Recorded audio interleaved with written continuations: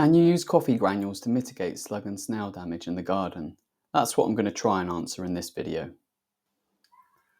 So here are my hands setting up the first experiment, which aims to see if coffee granules have any repellent effect at all against a control material, which in this case is earth. After this, I'll do a second experiment to see if they can protect a plant from being eaten, which is really more important. So here's the setup. I created a small artificial island with a slug stand, which is usually used to stop slugs and snails getting to your potted plants. However, for this experiment, it's to stop them leaving, except via two pathways, one covered in coffee and one earth. Obviously, this should show if coffee has a repellent effect. The slugs and snails should consistently choose the earth-laden pathway to leave the slug stand and not the coffee pathway.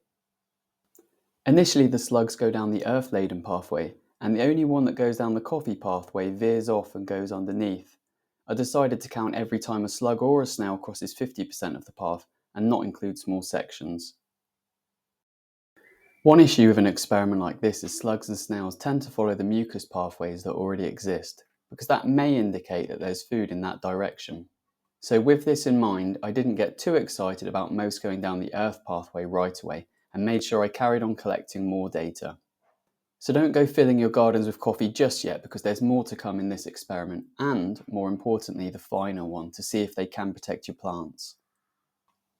Whilst I speed up the time lapse to reveal the results of part 1 faster, I'd just like to make a quick plug to say if you appreciate the effort I go through to help educate gardeners in sharing my experiments and innovating new solutions, please like, subscribe, share and consider purchasing products I've created.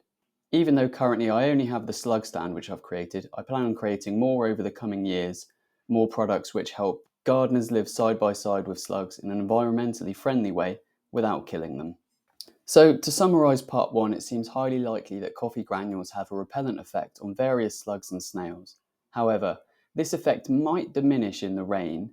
Additionally, it is important to note that coffee granules can make the soil more acidic, so they should not be used in large quantities around plants that prefer alkaline conditions.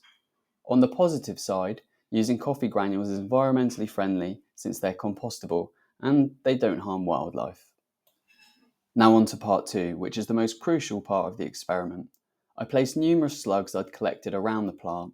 Unfortunately for gardeners, I didn't record a time lapse because it took less than a minute for several slugs to cross over and start eating my dahlia. If you're interested in seeing footage of the most effective barrier I've tested, or other experiments to help protect your plants, click here.